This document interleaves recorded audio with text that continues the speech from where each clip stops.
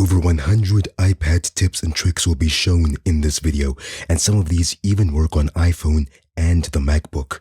So hopefully you'll find at least one that's useful for you. If you're like me and you use your iPad late at night in a dark room, sometimes you wish the brightness was a little bit darker. So if you're running the iPad at the lowest brightness settings, at night it's still a bit too bright. So what you can do is triple click the home button, and you can see how it gets even darker, which helps with preserving your night vision when using your iPad at night. So the way that you activate this is by going to settings and then going over to the accessibility settings. Then there should be something here about an accessibility shortcut right here. Then you'll see how you have various options.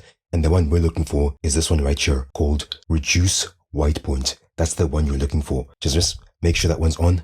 In this case, because I have the older iPad, I have to triple click the home button. So if I triple click 1, 2, 3, you can see how the brightness changes.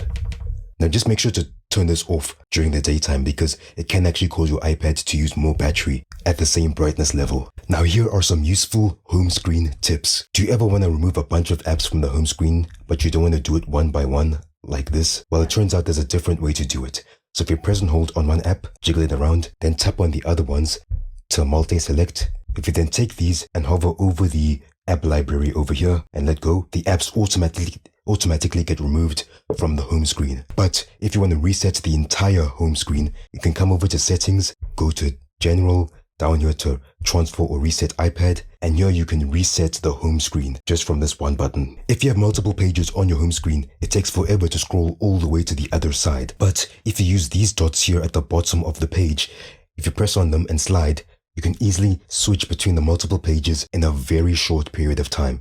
So you can easily go from one side all the way to the other very quickly.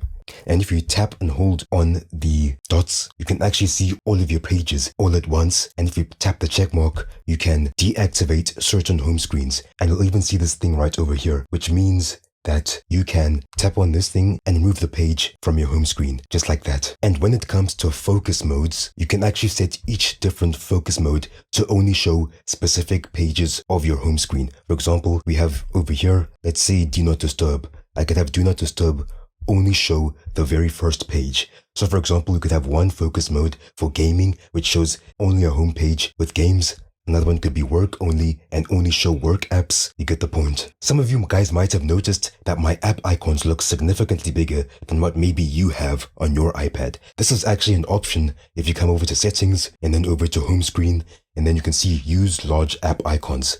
So let me show you a before and after. Before and after. Personally, I kind of prefer these bigger icons because they fill out the home screen much better. Now let's talk about the dock. These three show your recently used apps. And this one, of course, is your app library with all your installed apps over there. But did you know that you can actually turn these off? Let's say you don't want to see your recent apps. You can turn that off just like that. And you can see how they are now gone. And you can also turn off the app library, which honestly, I don't really recommend that you do. It's better to leave it on because it's much more convenient. Now, the benefit of turning these off is that, as you can see, the icons are significantly bigger, and you can also put more of them on the dock if you have lots of favorite apps. But of course, if you have too many apps and they don't all fit here, you can always put a folder so you can have all of your favorites easily accessible over here. Now, if you leave the app library over here, it makes it much easier to multitask because you can just slide up, press this thing, and then take one of these and then drag and drop just like that, much faster. From the power of universal control, you can control your iPad through your MacBook's keyboard and mouse. You can even use Sidecar to turn your iPad into a wireless second monitor for your MacBook. On iOS 17, you now have a new row of widgets on the left-hand side over here, and there's also much more customization that Apple has included on the lock screen. This is one of the most underrated features on any Apple device. It's called Spotlight Search. So if you have a keyboard, Command Spacebar. Or if you're on touchscreen, just swipe down and you get a search. Did you know that you can do currency conversions in Spotlight Search? For example, let's say I want to find out what $1,000 is in my local currency. I just type 1,000 USD and it automatically converts to my local currency. What if I want to know what it is? Dollars to pounds. I could do that. 2 Great British Pounds. Boom. Just like that, you get your conversions. You can even do things like power conversions. For example, apparently the first version of the Bugatti Veyron had about 1,000 horsepower. But what if you convert that to kilowatts? There it is, 745 kilowatts. Or let's say my height. My height is 5'8". Converted is 1.73 meters. Just like that. And there's so much more that you can do. Now, if you have an Apple Pencil and you have a text input box like this, you can use it to do scribble, where you use your handwriting to write stuff and it automatically converts it into text. Now, personally, I think it's useless because handwriting will always be slower than typing, but it's there if you need it. You can even search for types of objects in here. For example, let's say I want to find a photo of a car. I can just type car, give it a second, and then if I scroll down, it'll literally look inside of my Photos app to show me photos of cars, like this one, for example. Or if I want to search for a phone, it shows me a photo of a phone that I have, just like that. For people with newer Apple devices, you know how you can like copy and paste text from stuff. For example, if you tap and hold, you can do that. Unfortunately, this one is the older one. However, I have found an interesting workaround. If you use Spotlight Search, you can actually search for example, if I click on this thing, you can see how it has all of this text. So let's type containment check in there. So we open Spotlight, containment check, and it'll show those photos that have that exact same word inside. Where is it? There it is. See, right there. And when searching for apps that have really long names, like for example, Call of Duty, instead of typing Call of Duty, you can just type COD, C-O-D, and it shows it there, Call of Duty. Makes life so much easier. Then of course, we have widgets. So these are widgets here. They show you useful information like your calendar with upcoming events, the weather, or the clock, or the battery life of your different devices. So now that I have got all of my Bluetooth devices paired, this one and this one, you can see how if I zoom in, you actually have battery indicators for all of the devices right here, which makes it easy to check compared to if you look over here, there's a tiny battery indicator which only shows one device. They also have this one here, which is a digital clock. So if you look at the clock widgets from Apple officially, you'll see how they have a couple here. Unfortunately, they are all analog clocks, and these ones take longer to read in my opinion. So instead I got this one over here, which is a digital clock, which is from this app called Widgetsmith. You can see here I've chosen to have a photo, one of the photos from my gallery, to show up here as a widget, which can be useful if, let's say, there's like a favorite quote you have or a photo of like your favorite pet or whatever that you can put on the home screen. Another cool feature about widgets is that you can actually stack widgets. So if you look at this one over here, you can actually swipe between a bunch of different widgets. And so the way that you do that is you tap and hold on a widget. They have to be of the same shape. Drag and drop on top. You'll see this outline here show up. Let go, just like that. And then you have a stack of widgets that you can scroll through. Now, did you know that every Apple device, iPhone, iPad, MacBook, all have a built-in dictionary? For example, if you want to define a word, like let's say ameliorate, you can just type it into Spotlight Search and then it'll show it right over here. You get a full dictionary definition. Now, if you're on Mac, you can even get a thesaurus. If you type the word subscribe, it'll show up over here and it will say, give you a variety of ones. For example, the first one, arrange to receive something, typically a publication. So if you want to receive more iPad videos like this one, please subscribe to the channel. Here are some cool clock tips that you didn't know. If you set a timer and it starts to ring, you can actually press the volume buttons to mute the timer, just like that.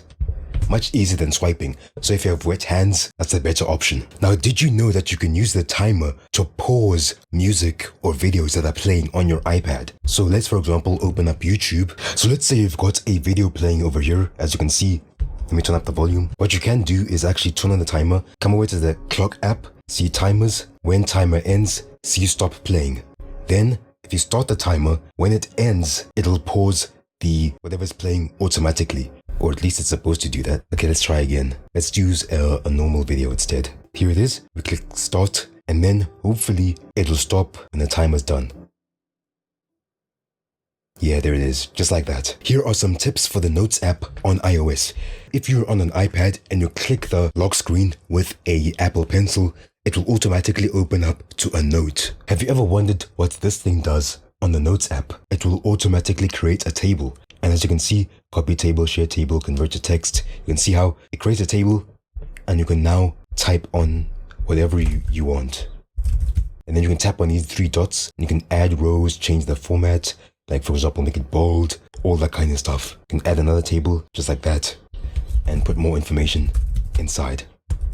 Do you hate how plain the Notes app looks? Well, if you tap on these three dots over here, you can actually add lines and grids. So you can add lines that you can write on if you want a more organized typing or handwriting experience. So here are the options. Try them out. If you have a list of items on the Notes app and you want to indent the bullet points, all you have to do is slide to the right, and just like that, it gets indented, and you can do it as much as you want, as you can see. If you see something interesting while browsing the web, and you can easily save it to your quick notes by just selecting the text that you want, then looking for the option New Quick Note over here, click on that. It will automatically show up along with the quote over there. Or if you want to send the whole web page, you can either tap this thing, you'll see Add to Quick Note. Just tap on that. Hopefully it should show up. I guess there it is. The other way you can do it, you see this option over here, Add Link. Just tap on that and it'll automatically add the link to your quick note. Now this quick note feature is actually very useful. To activate it, come to the bottom right corner of the screen and swipe diagonally towards the center, and you'll have your quick notes over here. When you're done making a note, you can press done and it'll push it back in there. You can also tap on this thing and it'll take you to the Notes app and show you all of the quick notes you have ever taken. This over here will create a new quick note just like that, where you can type stuff. You can tap on these three dots to automatically, for example, add a screenshot, just like that, or you can delete the note right from the quick notes screen. Now you can even swipe through all of the quick notes you have ever taken just by doing this, and you can even use handwriting if you have an Apple Pencil around. Here are some Safari tips and tricks that you need to try. The first one is YouTube Picture-in-Picture. So what you want to do is open a YouTube video, and as it starts playing, tap on this full screen thing over here. Then you'll see this over here. You press that and it will automatically go into a picture-in-picture. So if I go home, you can see how it shows up. You can move it around, but it will mostly snap to the corners of the screen. Then you can make it bigger, you can make it smaller, and of course, you can hide it by pushing it towards the side. Tap on that arrow to bring it back out. You can push it back to the side. Then you also have a bunch of controls. You'll see how long the video is at the bottom. You'll then also see a pause and a play button, as well as the ability to skip forwards and backwards by 10 seconds. This button over here closes the video. Then this one on the right will take you back to the window where you were playing the video. You can then press this X to exit and you're back where you were before. Now, of course, if you're okay with paying for YouTube Premium, you can just press YouTube over here. And then in your settings, you want to make sure that you have Picture-in-Picture enabled. So now when you open up a video like this one, if you press home, it will automatically go into the picture-in-picture mode, and those same things apply. Make it bigger, make it smaller, push it to the side.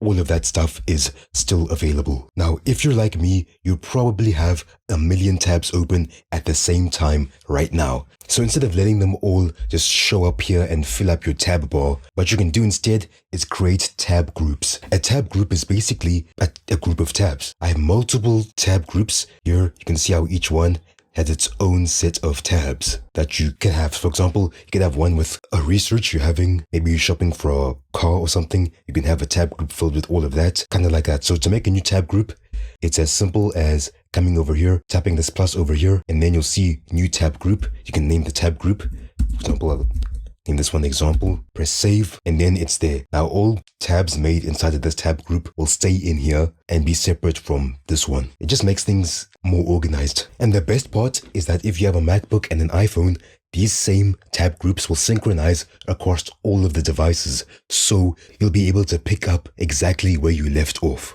Now, if you're the type of person to use incognito mode, or private mode as they call it, you have locked private browsing where you can now lock it away with like a fingerprint if you want to, but I won't. If you are active inside of private browsing mode, anytime that you click on a link in any other app, for example, let's come back here, open up YouTube. Let's say I click on this random one. If I press this thing, it'll take me to Safari, and you'll see how it automatically opens inside of the private tab. So if you don't want things showing up in your search history or your browsing history, just make sure that your Safari is set to private beforehand. Now, sometimes when you try and download a file off of the internet, instead of downloading the file, it'll instead just open it inside of the Safari. You can see in this case, the MP3 file just opened up into a media player. Sometimes you don't want that and you just want to download the file. So it's as simple as pressing and holding on the link and then clicking on download linked file. Then you'll see that the download will begin and you can track the progress when you tap on this thing. Now, let's say you're not a fan of Google. Did you know that you can change your default search engine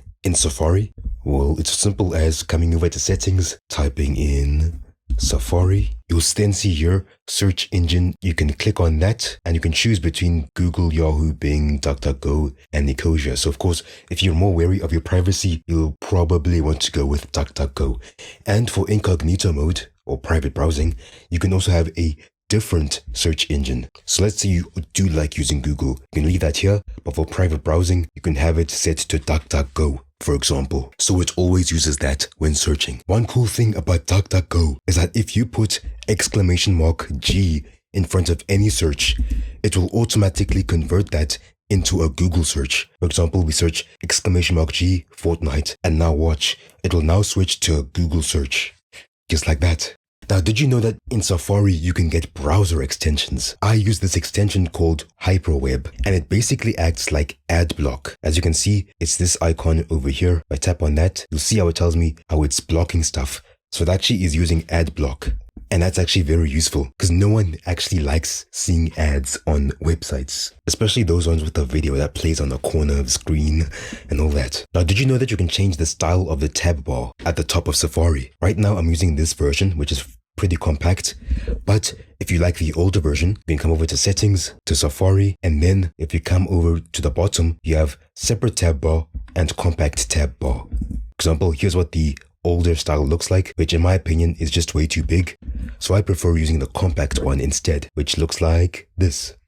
Apple has now added a new feature to Safari on iOS 17. It's called browser profiles. So if you come to settings again, to Safari, you scroll down, you'll find profiles over here. So if you click new profile, you can create a new one and name it whatever you want, give it a nice icon, change the color, all that kind of stuff. So in my case, you can see I have personal, which is my normal one. I've also created another one called on camera. So now each one will also come with its own extensions. You can turn them on or off. For example, if you don't want to have ad block on one of the profiles, you can do that if you want to. They will then show up in this corner over here. You'll see personal. I click on that and scroll down to the bottom. You'll see your profile. See personal and my other profile over there. And they'll all have their own separate bookmarks, separate search history, all that kind of stuff. Now, did you know that you can put your favorite bookmarks on the home screen? It's as simple as this. Open up a page, click on share, and then give it a moment. Scroll down, you'll see add to home screen. Click on that, give this thing a name. In this case, I'll just call it this, and then I'll click add. Then if we come over to the home screen, it'll show up over here. And every time you click on it, it'll take you straight to the website, just like that. If you've ever used one of these search bars inside of a website, in Safari, it'll actually show up inside of Safari settings under this thing over here called quick website search. Now what that means is that if you want to search any of these websites, instead of first having to go to YouTube and then searching something, you can now in Safari, for example, let's say when I find out about Fortnite, I can just say YouTube Fortnite. And it'll give me this option over here called search YouTube for whatever. And by doing that, it'll automatically search inside of YouTube rather than me having to go first to youtube.com and all that stuff, which shortens the time span much quicker. Or for example, this other website I used over here called KH Insider. I could easily search, for example, KH Insider and then type whatever I want. For example, I could search Assassin's Creed. And it gives me that option over there. I tap on that and it'll automatically search inside the website and give me those search results. Just give it a moment. It jumps straight into the website with the actual results. Pretty cool. But I'm not sure what websites this actually works with, so you'll have to experiment for yourself. Have you accidentally closed a tab that you still need? Well, fear no more, because if you press and hold on this plus icon over here, Safari will show you all of your recently closed tabs, alright? Now there are also some other cool options. For example, you can see how I have two windows open over here. There's this one and there's this one. If I want to combine them together, all I have to do is press and hold on the plus and click merge all windows. And just like that, it'll combine everything into one. And you'll see how I now only have one window of Safari running. This is a nice time saver. So instead of having to manually do everything yourself. Now if you want to open two tabs side by side with Safari, it's actually very simple. You'll see, give me a second. While this website loads, you can take any other tab here, press and hold and pull, and now you can put it side by side just like that. Then to put them back together, we can just use that same trick we learned, merge all windows, and everything comes back together again. Now let's say you're still in school and your teacher says, hey, please download an article from the internet to read in class. here's the article. It's readable, but there's also so much other stuff here. There's the banner for the website, these photos, and this will just waste your ink. So to save your ink, well, this trick is going to be super useful for you. So you can see how it's a bit of a mess like this. However, if you come over here and click on these dots, which say AA, and you'll see Show Reader. This activates reader mode, which is a cleaner presentation of the article that you want to read. Then to save this as a PDF or to print it, you can just use the screenshot shortcut, swipe towards the middle of the screen, then you'll see screen, just a screenshot, or you can press full page, which then takes the website and turns it into a PDF. You can then press done to save as a PDF or as a screenshot. Or if you want to print, just tap on share like this. Then you'll see airdrop, you'll see print like that. Then of course you can select your printer and all that kind of stuff, or just delete. Then to exit reader mode, just press this, press hide reader, and you're back to normal. Now let's say you want to turn off your ad blocker but don't want to go to settings. It's very simple. You come over here to the top, press the A and the A, then click on turn off content blockers. Give it a minute and you'll see the ads. Or I guess not. Can we open a different website? Doesn't seem to be working right now. Now, if you're in the Files app, let's say for example, I open one of the folders here, Edge. If I click on this PDF, it'll automatically open Microsoft Edge, and I don't want that. So the trick is to then press and hold. The trick is to press and hold and then use Quick Look, so that instead of opening in the other app, it opens inside Files. And you can read it there. Very useful. Now, did you know that the Files app has a built-in document scanner? It's actually very easy to use. You click on these three dots over here, like that. Click on Scan Documents, then point at your document, tap a photo. You can then adjust so it's more accurate, like this. Keep scan, then you can take another photo, like this. Give it a minute. Oh my iPad camera. Click on this, and then, I don't know, man, it's nonsense. Then you'll see all of your pages at the bottom like this, and then press save. Then it will automatically show up as scanned document, where you can then rename the file to whatever you want. And then you can just delete it if you want, or share it, or print it, or whatever. I've used this a lot, and it's a lifesaver. Now, if you're transferring files from one device to another, you'll see this circle, and if you tap on it, it will show you the progress of file transfer if you want a more detailed view.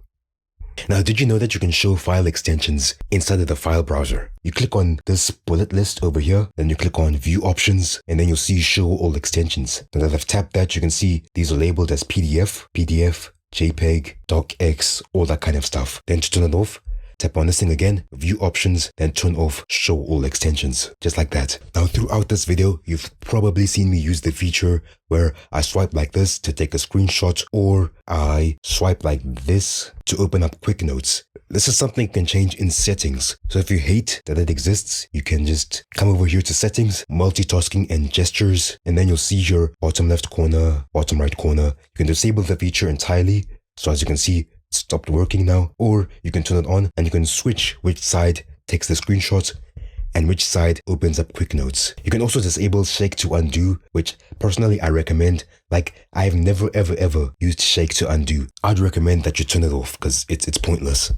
Now if you make a mistake while writing a note, all you have to do is use 3 fingers and swipe to the left to undo, swipe to the right to redo. You can then also use 3 fingers to pinch to copy, and then you can go to some other place and use 3 fingers outwards to paste, like that.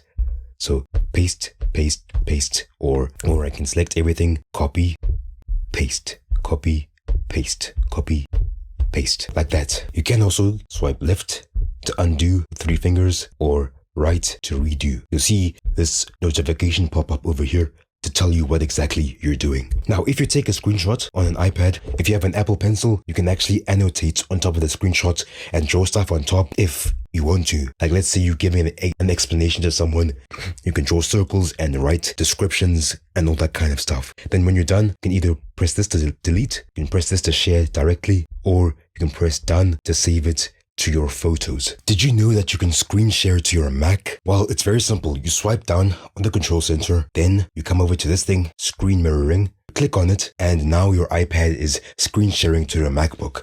I don't know why you'd ever need this, but it's there. Now, did you know that instead of pressing the back button, in some apps, all you have to do is swipe like that. This works, for example, here on Twitter, just swipe like that. Or for example, if you're on YouTube, instead of pressing this button over here, just swipe like this, like that. Sometimes I find this more convenient. Do you ever see a word that you don't understand? Instead of using Google to find out, all you have to do is press and hold on that word and then use look up. If you click on that, it'll automatically bring up a dictionary definition. For example, you can see here, iPhone, a combination, mobile phone, multimedia player, and wireless internet device from Apple. You can then click to see more detail. I use this a lot more than I expected. Did you know that in some situations, you can actually drag and drop between apps? Here we have the Files app, here we have the Photos app. I can just click on this thing, drag and drop into the Photos app, give it a minute. Okay, I'll just go here. Come over to Recent, and you can see how this is now here. The same one from here is now here. Did you know that if you have a modern iPad with USB Type-C, you can use it to charge other devices, whether that be a fake Apple Pencil, a real Apple Pencil, a phone, or to power a external microphone? You can do that using your USB port. Just be aware that the battery will get drained faster than usual. When downloading multiple apps from the App Store, you can actually prioritize which one gets downloaded first. So give it a second, just press and hold, and you'll see this option over here, prioritize download. You can even pause downloads of certain apps. For example, here I can press pause, just like that, and you'll see the pause button over there. I can click on this one and say prioritize download. It's actually kind of useful if you have slow internet. Did you know that when scrolling down a long page, like this PDF, if you tap near the top of the screen, it'll automatically scroll towards the top. Let's do it again, scroll to the bottom, just like that. It scrolls to the top. This also works on other apps like YouTube. For example, if I scroll all the way to the bottom here on YouTube, press the top, it scrolls to the top like that. I actually use this quite a bit. The control center actually has some very cool features. Let me show you. Did you know that if you press and hold, you can actually control your dark mode and night shift settings from here without having to open the settings app? You can go as bright, as dark as you want. But even cooler is that if you press and hold on the audio, you can actually do very fine control. So if you, like, for example, are in a room and you don't want anyone else to hear what you're playing, but you don't have headphones connected, you can actually make the audio super, super, super quiet, like a tiny amount. Let me show you the difference. At this volume level, it's this loud. Carefully drop the audio volume as low as it goes, like this.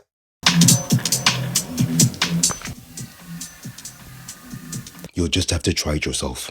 Let's say you want to connect to a specific Wi-Fi network, or you want to pair to a specific Bluetooth device. You can do that directly from the control center. So what you do is you open the control center, press and hold again, and now you'll see all of the available Wi-Fi networks will show up here. You just press whichever one you want to connect to.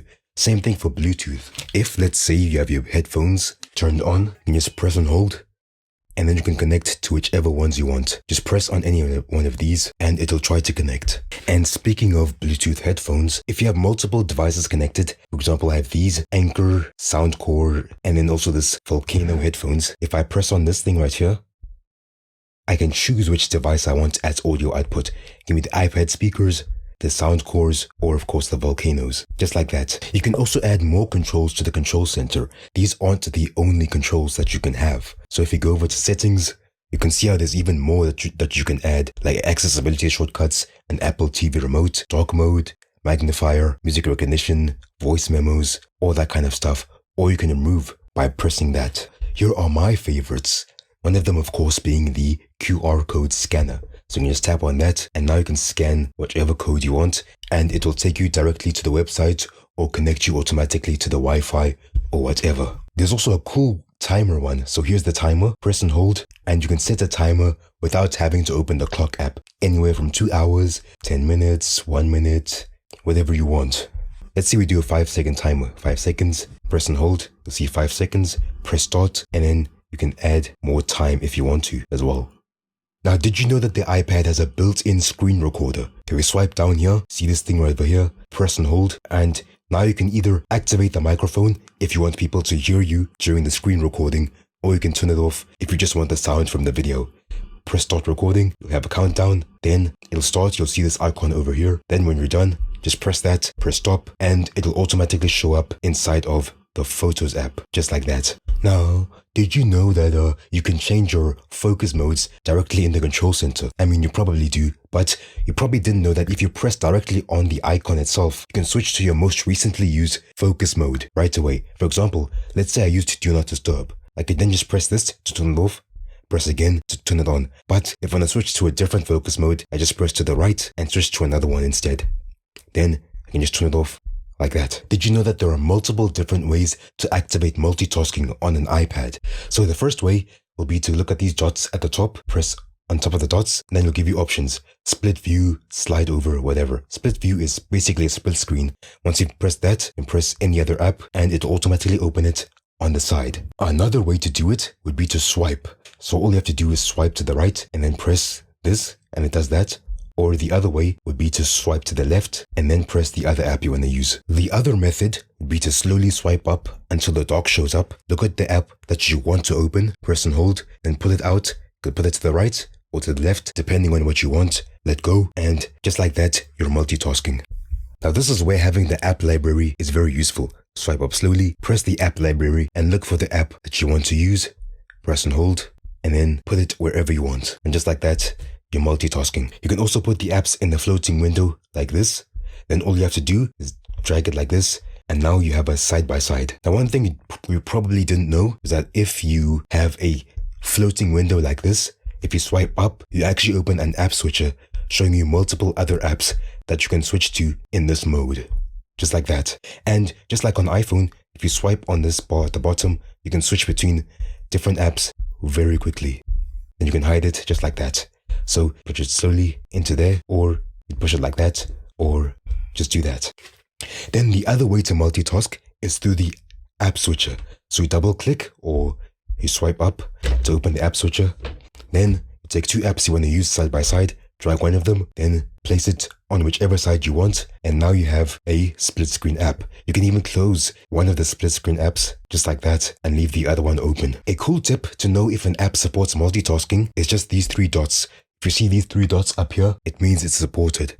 But if you open another app, like this one, you'll see how those three dots are not there, which means this app does not support multitasking. As you can see, I can't actually put the two apps side by side, only in the floating window. Now, instead of manually swiping one by one, you can actually just press this thing, home, and it takes you straight back to the home screen. Sometimes that's useful, I guess.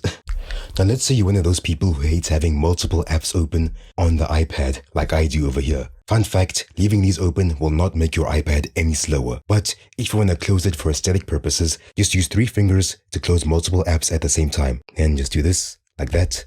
Boom, look at that. Super fast closing. Saves a bit of time, I guess. Just like that. And that's a quick way to clean out your task switcher. Now let's talk about the camera. The camera has a built-in QR code scanner. I got a box over here. I'm gonna scan it.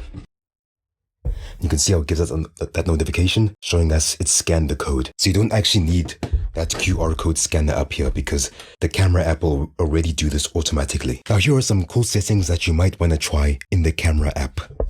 You can turn on the grid and the level system. So for the photographers out there, don't know why you're taking photos with an iPad, but you can turn on this grid, which you can barely see. Let me just do this. That grid over there, which is the rule of thirds, which helps a lot with composition for taking photos. You also have a level. If you look here, there's this plus icon. This basically tells you if you're pointing straight downwards, which can be useful if, I don't know, when I take a photo from like a bird's eye view, but I want to have it perfectly level. See how it turns orange when it's perfectly level. Don't know if you'll ever need that, but one thing that you will need is this setting over here called video format control.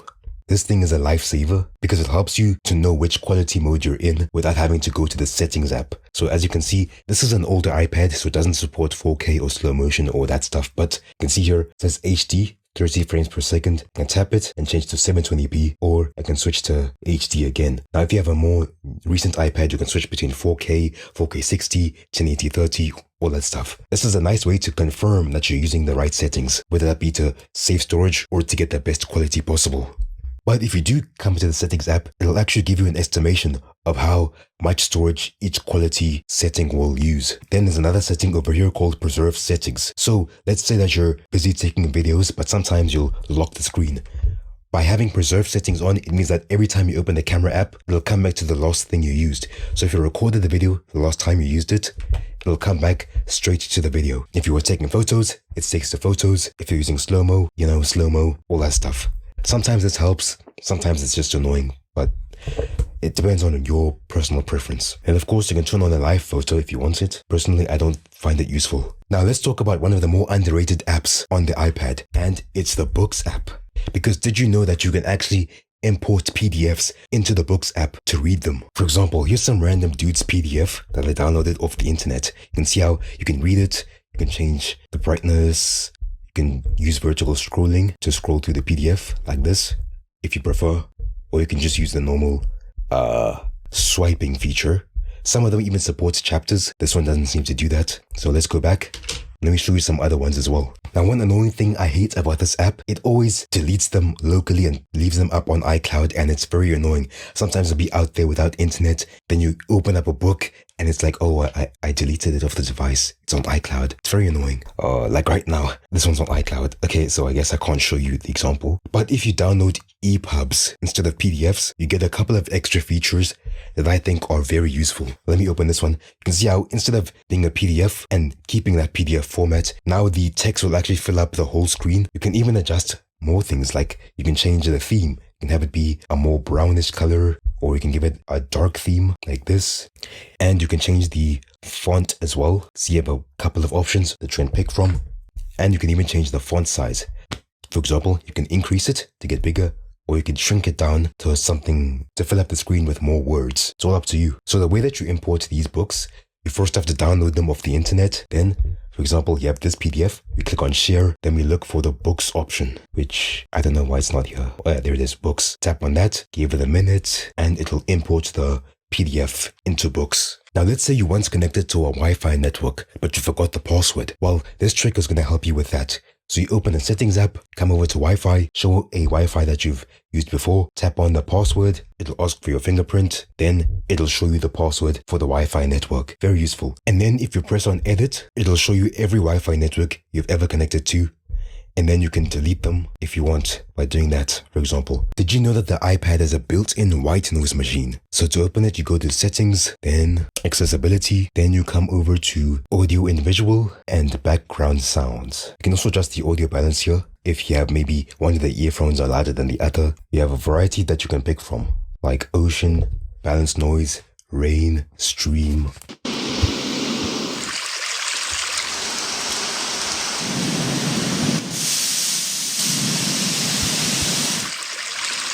Personally, I like Stream. It's cool, but I don't think I'd ever use it myself. When connected to a Wi-Fi network, you can activate a feature called low data mode. This helps to reduce the data consumption of your iPad.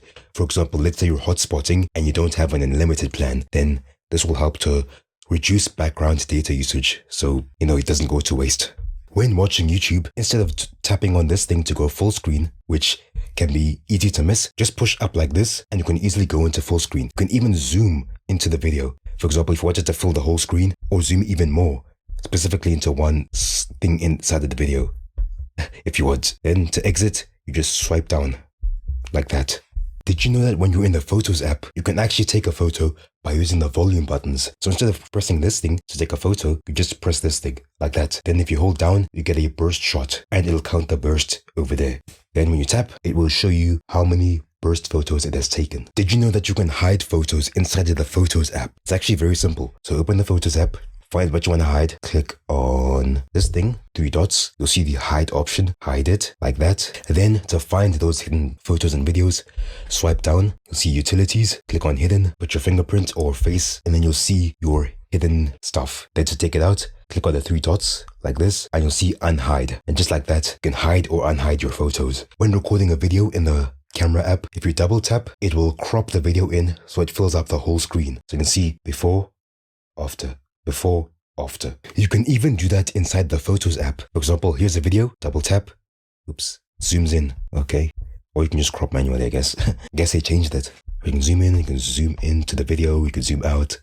Yeah, like that. Did you know that even if you have rotation lock turned on, the camera will always try to put the photo or video right side up? For example, We have it rotation locked in landscape, right? So if I take this photo, but I rotate the thing vertically, and I take the photo, even though it's sideways like this, if I open it, it'll be vertical again. So just be aware of that. So you don't actually have to turn off rotation lock before taking a photo. Did you know that you can scroll through multiple photos very quickly by using this bar at the bottom? Just swipe like this, and you can go through a large gallery of photos very quickly, like that. You can also use this to scrub through a video. Press and hold, and then you can do this. I know people who are new to iOS might not know this. If you have a newer iPhone or iPad or MacBook, you can actually copy people or objects and extract them and remove the background that's behind them. Did you know that you can use the voiceover feature to read text for you? It's actually very simple. Swipe down with 2 fingers, you'll see this show up, and it'll start reading for you. Phone numbers and send in for the free info kits that these ads were promoting as well. Within 3 or 4 weeks, I started getting junk mail. You can then also adjust the speed and make it faster, like 2 times speed, or slower, like half speed. I find that 2 times speed is sometimes a bit too slow. To turn it on, come to accessibility, spoken content, and then speak screen, just like that. Instead of selecting stuff one by one, you can actually just multi-select by sliding your finger like this, which saves a lot of time. This also works in the Files app, just like that. You can scroll. And if you hold your finger at the edge of the screen, it'll automatically scroll for you, just like that. If you want to annotate a photo, just open it, click on edit, and then click on this pen icon over here. And now you can use your Apple Pencil to write on top of it. Then just click done when you're finished. When editing multiple photos, you can actually copy edits from one photo to another. Do an edit, press the 3 dots over here, press copy edits, then you can close this one, come to the other one, press edit, press the 3 dots, paste edits, give it a moment, and there it is. Here are some useful keyboard tips for the iPad. Did you know that there's a floating keyboard on iOS? Use 2 fingers, just like that, and now you have a floating keyboard, and you can even use swipe to type. Oops. Just like that. And then you just use 2 fingers like that to bring it back. You can even activate a split keyboard. Press and hold, come on. And you can split it up like this. Press and hold again to merge it again. And you can undock if you want to slide it up and down like that. If you want to access special characters without having to switch to the special characters section, you can actually just swipe down. For example, 1, 2, 3, 4, 5. So instead of doing 1, 2, 3, 4, 5, I just do 1, 2, 3, 4, 5. Or let's say I want to quote something. For example, let us quote something. Just like that. See, it saves a lot of time. You should try it. And if you have an older iPad like this, if you double tap the shift key, it basically becomes a caps lock. See, shift, double tap, caps lock. If you long press one of the characters on the keyboard, you get special characters. For example, if I press and hold S, I get access to the German S, or E gives me these other ones. Just like that. It's actually pretty cool. And yes, this works for Bluetooth keyboards as well. Press and hold, and you just press whatever you want. 6 maybe.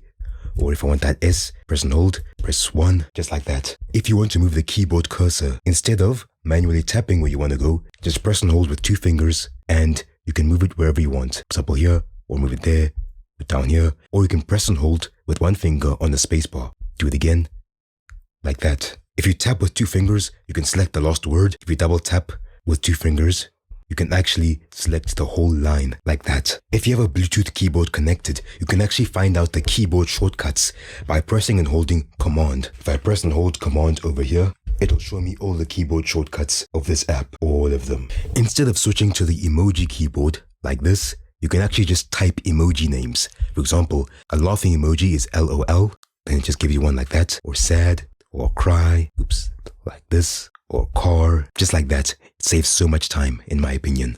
Try these tips out and let me know what you think.